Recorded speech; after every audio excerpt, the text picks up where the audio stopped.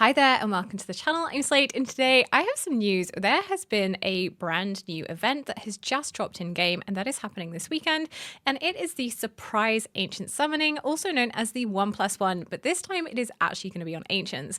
And so the question is this a trap or is this actually fantastic? And so I want to go over reasons why you may want to go for this event and you may not want to go for this event. So why is this a big deal? Well, we have never had an Ancient 1+1 event before. We usually get it on the rares and the blues, but never really had it on Ancients. We did in Black Friday get our first ever Divines 1+1. So yeah, that's pretty good. Now, obviously, if we go into summon screen, you can't see here because the Ancient Summoning is not currently active, but that is one of the things about Ancients is that they are rare events and they are rare currency. As you get towards endgame, you do typically tend to get more sort of like free to play. Let's see here how many I've managed to get in the last week since I did it. You know, I'm sitting on 28, which is really nice, actually. I think because the Ancients are considered the rarest and they are exclusive heroes, they typically tend to be fantastic heroes. You know, for example, Ardia is absolutely fantastic, still one of my most wanted. Obviously, we then also have the Lord heroes such as Valderon and the exclusive Arbiters as well, which are a very strong faction.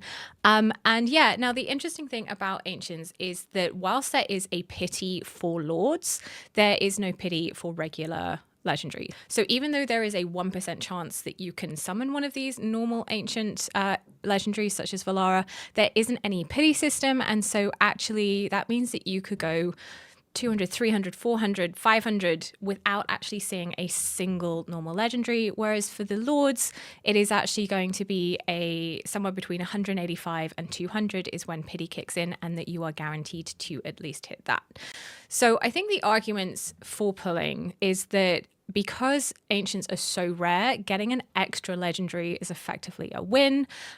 We know that the normal 1+1 events are absolutely fantastic for filling out your roster and your Pokedex, so to speak. And I would also say if you are fresh off Lord Pity, you have very little to lose with this event, because if you are able to hit that +1, it's great. And if not, you are just still building for Lord Pity. And obviously, if you are someone who spends in Watcher of Realms, then this is definitely... Ooh, what is this? This is new. Hang on a minute. 3 new packs have just dropped. And these are amazing value, actually. Wow. Okay. Sorry. Back to what I was saying. If you are someone who spends in Watcher of Realms, then this is obviously going to be a fantastic event for you because you're going to get an extra legendary and not have to worry about what is happening up in with Christmas events and New Year's events, which is historically when we get very good ancient banners. And obviously, just to say, if you are someone who does spend in Watcher of Realms, do consider using one of my exclusive links in the description below.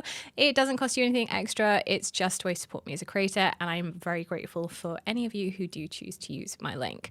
Now, they're the sort of reasons that I can think as to why you would go for the 1+1 on the Ancients, and then the arguments against are pretty straightforward. Like I said, because there is no pity that you are going to be able to hit a normal legendary, it's very much a gamble. The only guarantee that you are going to hit gold is actually if you're going to be close to Lord Pity and hit the Lord. So you'd be able to get the Lord plus another hero. So because there is no rate up for a particular Lord, it means that everything is going to sort of be more weighted equally. We do know from a recent patch that they have changed the weighting so that ancient exclusive Lords have a higher weighted chance for you to get them over a non-ancient exclusive Lord. But essentially you have as much chance getting a Cyrus as you do getting a Rygar, as getting a Demi, as getting an Ingrid, for example. So it might be that if you have very few of these ancient Lords, then actually getting any of them might be really good. So for example, there are a lot of fantastic ancient Lords. Ivar, Nastia, who's been very new, again, Cyrus, Praetus, Valderon, there are a lot of very, very good ancient Lords. So if you are close to pity and you are trying to get as many ancient exclusive Lords as possible, then I think this is a potentially a good event. The main reason to save is that there is going to be a new Northern Lord coming for Christmas, New Year's, and that might be who you want to go for instead.